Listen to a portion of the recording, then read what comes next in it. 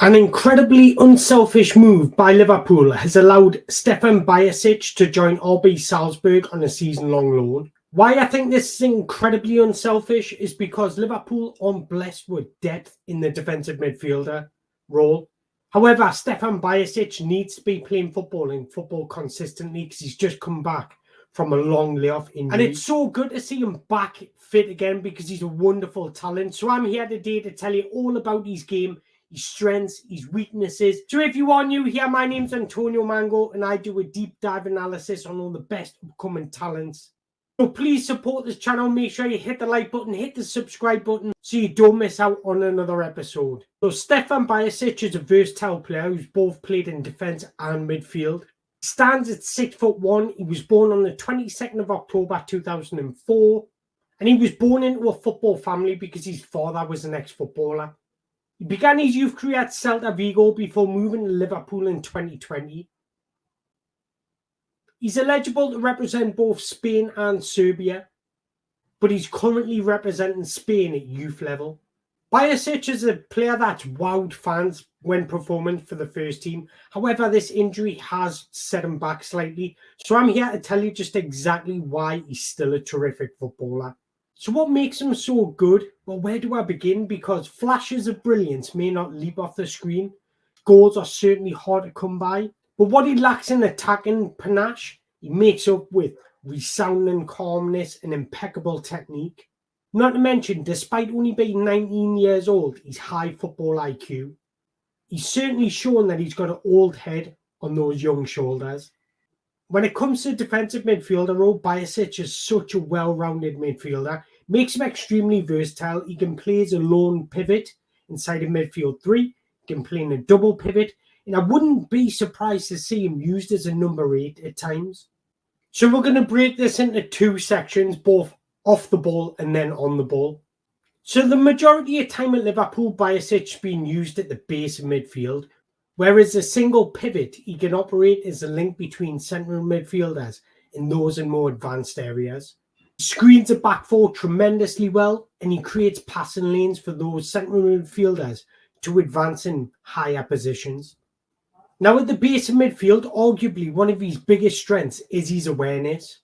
And awareness is a bedrock for any good midfielder. The foundation from when decisions and actions become a reality. Bajčetić began his career as a central defender, but he's had a seamless conversion into midfield. And what he's learned as a defender, he's certainly brought into midfield. Bajčetić has shown real talent for delaying and breaking up the opposition's play. He has the ability to spot danger and cut out passing lanes, and that just emphasises his awareness. What I love about Bajčetić, he's got the ability to cover a lot of ground, making both tackles and interceptions in big numbers. He's a tenacious defender, he's strong in the tackle and combative in the air. But the best thing about his defending is his two-footedness. He's able to jockey opponents in either direction. So this means should an opponent knock the ball past him either way, he's got the agility and the ability to turn either way and match their direction. He's so difficult to beat in one-on-ones. With an opponent, he has an incredible, useful ability to slow down attacks. This ultimately allows his teammates to make recovery runs or regain their team's shape. Bajčetić is the type of defender that wants to win the ball back early as possible. His anticipation, his agility and his ball-winning ability means he's a very capable counter-pressing player. So him often win the ball back following a loss of possession as early as possible, forcing a quick turnover. This is perfect for any team that's looking to adopt a heavy pressing style. For someone so inexperienced, his positioning is exceptional, but he's also got the agility and the acceleration to cut out further passing lanes. The ability to execute precise interceptions and well-timed tackles underscores his defensive brilliance. This serves as a pillar of strength for any team's backline. Bajčetić doesn't mind a duel either. He's aggressive, he's strong, and he's accurate. He's also got a blend of strength, agility, and tactical astuteness that allows him to time his tackles perfectly.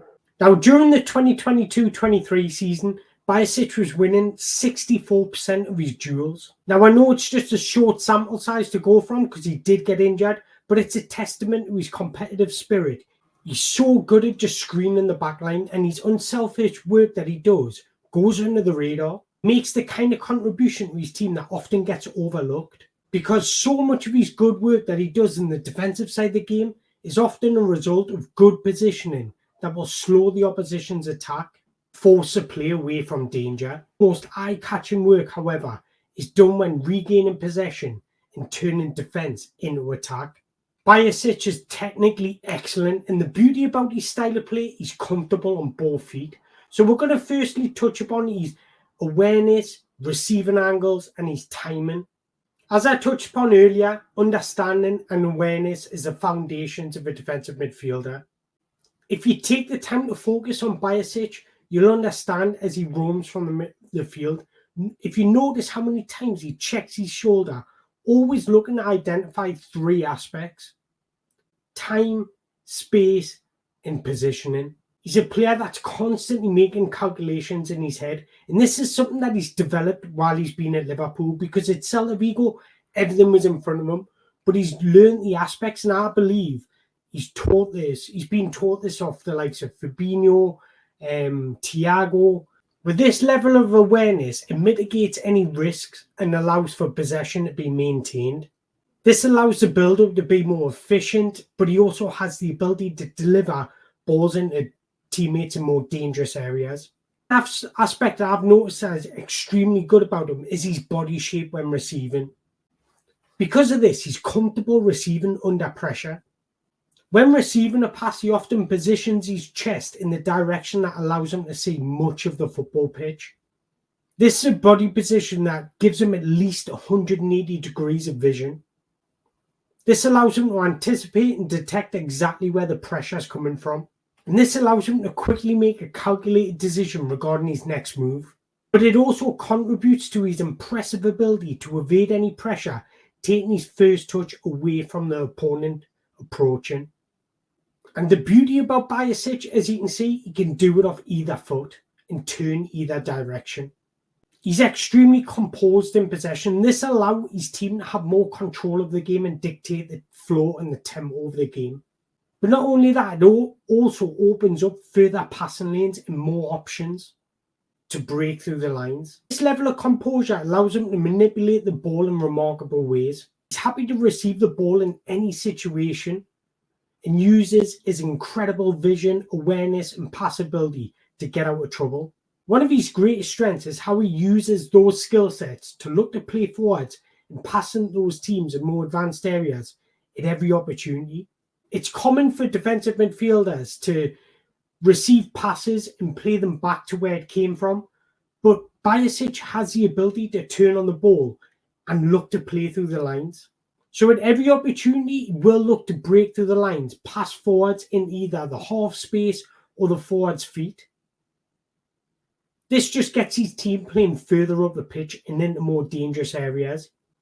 But he's just a glorious footballer to watch. He's quite elegant on the ball despite being 6'1". He's quite lean, and he's got a brilliant knack of shifting his body weight to drift past an opponent or to simply create a yard of space to execute a pass.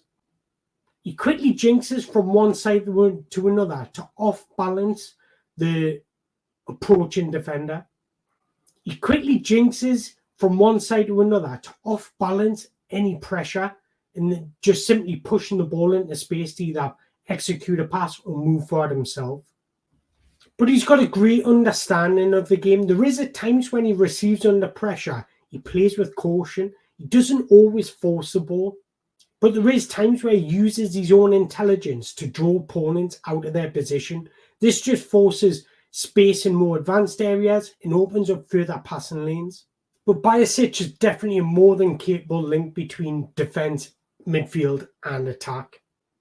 But he's also a strong ball carrier as well, especially when space is afforded to him. He's got the ability to launch counter-attacks simply by breaking through the lines. Despite being 6'1", he's quite nimble, and this allows him to use the push and move style dribble, just simply pushing the ball past an opponent and just manoeuvring around him.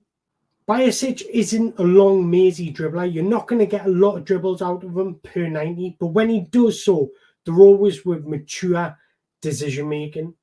He only does it when he absolutely knows he can get past his opponent. And again, that just highlights his maturity in his in-game lecture to play to his strengths. And then finally, Bajčetić is also a beast aerially. He was winning over 65% of his aerial duels in the 2022-23 season. Again, this is just a small metric to come from because he only started 8 games, but the signs are there. He's got an athletic build, he's quite nimble, and he's got a good leap on him. But what I like about him the most in the defensive side and in the air is his aggression. He's extremely determined to win the ball. When you've got a player that's extremely confident in completing the tasks, it's fearsome for opponents. He's got all the toolkits that qualify for an extremely exciting footballer. However, he does come with his weaknesses, and there's one weakness that shines through for me. Sometimes he's over-eager on the counter-press, stepping out of his position to go and win the ball. And against teams in the Premier League, their speed of thought is extremely greater. Therefore, it's quite easy to knock the ball around them in quick 1-2s or just push and shove the ball either side of him. And that's reflected in his stats because he's getting dribbled past 1.7 times per 90. So he just needs to understand the triggers on when to go and press and when to hold his shape. You know what? He's still only 19 years old and he's still only had a handful of appearances. So I'm sure that'll come with time. He's probably just been too eager to impress. But he is incredibly well-rounded. So this isn't even a weakness. I would just say an area for improvement. It would just be sharpening up on everything. Just being a bit more efficient on everything he does. I'll just put him in that elite category.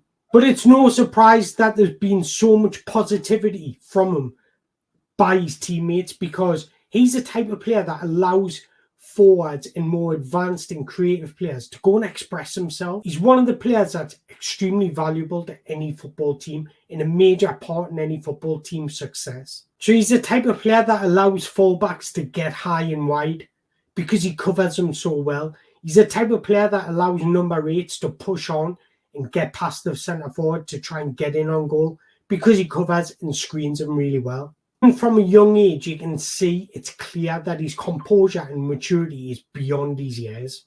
So I'm extremely excited to see Stefan Bajčetić back on a football pitch, whether that be with Liverpool or RB Salzburg. I'm extremely excited to watch his development. So there you go, guys. There's another episode down. And if you've enjoyed this episode, please hit that like button, hit that subscribe button. And if you have any recommendations of who you want me to review next, drop it in the comments below. Once again, thank you very much for watching.